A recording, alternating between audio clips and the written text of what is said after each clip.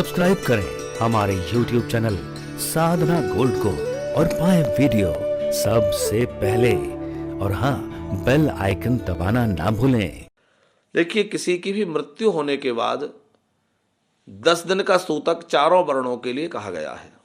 हमारे यहाँ जो 4 वर्ण हैं, 4 आश्रम हैं, 4 वर्ण हैं, चारों वर्णों के लिए 10 दिन का सूतक कलयुग में कहा गया है। अन्य युगों में अलग अलग सूतक काल का वर्णन भी शास्त्रों में मिलता है, परंतु कलयुग के लिए चारों वर्णों के लिए 10 दिन के सूतक का कहा गया है। मरण के बाद जिस दिन व्यक्ति की अंत्येष्टि होती है, अंतिम संस्कार होता है, उस दिन से दिनों को गिनना चाहिए। मान लीजिए किसी की मृत्यु आज हुई है, लेकिन उसका अंतिम संस्कार आज नहीं हो पा रहा है, किन्हीं कारणों से 2 दिन बाद अंतिम संस्कार हुआ है, तो जिस दिन अंतिम संस्कार हुआ है उस दिन से ही उसके दिनों की गणना होनी चाहिए। अंतिम संस्कार के 10 दिन तक घर में सूतक होता है। सूतक के काल में क्या क्या नहीं करना चाहिए? सूतक के समय में किसी को दान नहीं देना चाहिए, किसी से दान नहीं लेना चाहिए, किसी के पैर नहीं छूना चाहिए, किसी से पैर नहीं छुआना चाहिए, आपको भगवान के विग्रह का स्पर्श नहीं करना चाहिए, सदग्रंथों को नहीं छूना चाहिए, दूर से प्रणाम करना चाहिए। आपको जो है हो सके तो भूमि पर शयन करना चाहिए, पत्रावली में भोजन करना चाहिए और बड़े ही नियमों से उस समय रहना चाहिए। सूतक के काल में आप देव प्रतिमाओं को कदापि स्पर्श ना करें, दूर से ही प्रणाम करें। 10 दिन के बाद सूतक की निवृत्ति होती है। जिस दिन दशगात्र कर्म होता है, अंतिम संस्कार से ठीक 10वें दिन दशगात्र होना चाहिए। प्रायः आजकल ये विधि लुप्त होने लगी है। लोगों के पास समय का इतना अभाव होता जा रहा है कि लोग अपने दिवंगत स्वजनों की उत्तर क्रिया भी विधि पूर्वक नहीं करना चाहते।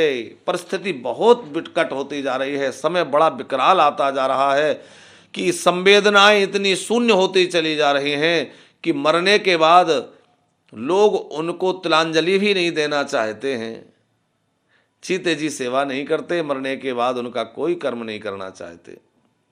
अभी कुछ दिन पहले हम भोपाल थे, एक सज्जन हमारे पास आए, महाराज जी हमारी माताजी का देहांत हो गया है, परसों ही देहांत हुआ है, आज तीसरा दिन है, हम चाहते हैं कि आज या कल में सारा काम समाप्त हो जाए और हम लोगों को 10 दिन की 13 दिन की छुट्टी नहीं मिल सकती, हम लोग नहीं बैठ पाएंगे। हमने कहा भैया हद हो गई, क्या करेंगे इतने काम का, इतने धन का, इतने परिश्रम का क्या फल है? आपकी उस माता को आप ऐसा कह रहे हैं जिसने आपको 9 महीने अपने गर्भ में रखा, फिर कितना आपके साथ लालन पालन किया, कितना परिश्रम किया, अपना यौवन आपके लिए समर्पित कर दिया, और आज आप उस माँ के लिए 10 दिन बैठ करके शोक नहीं मना पा रहे हैं, उसकी उत्तर क्रिया नहीं कर पा रहे हैं। धिक्कार ऐसे जीवन को। 10 दिन के पहले तो आप जो है शुद्ध हो ही नहीं सकते। उस काल में आप ना ब्राह्मण भोजन करा सकते। लोग कहते हैं महाराज जी 3 दिन में ब्राह्मण भोजन करा के हम सब काम से फ्री होकर अपने काम धंधे में लग जाएं। आजकल लोग ऐसा करने लग गए हैं, ये बिल्कुल गलत है, बिल्कुल नहीं करना चाहिए। इसका आपको भयंकर दोष लगने वाला है। यदि आप ऐसा करते हैं आपको भारी दोष लगेगा। ये शास्त्र की बात हम आपको कह रहे हैं, शास्त्र की आज्ञा है। 10 दिन के पहले आप ब्राह्मण जिवा नहीं सकते, किसी को भोजन कराने का आज्ञा नहीं है। 10 दिन के पहले आप अपने कुटुंब के अलावा किसी बाहर के व्यक्ति को भोजन कराने की योग्यता नहीं है, पात्रता नहीं है।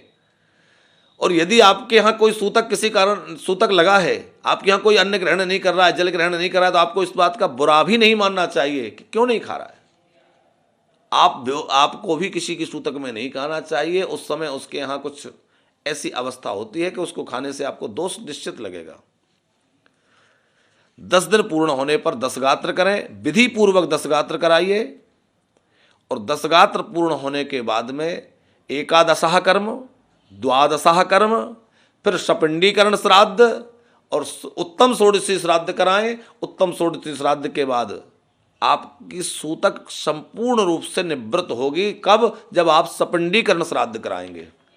इसलिए सपिंडी श्राद्ध अवश्य होना चाहिए। 10 दिन में सूतक निवृत्ति होती है, लेकिन सपिंडी श्राद्ध अनिवार्य है। आप सपिंडीकरण श्राद्ध कराएं, उसके बाद गंगा पूजन करें, गंगा जल वितरित करें, गंगा जल से घर का मार्जन करें, आपकी सूतक की निवृत्ति होगी।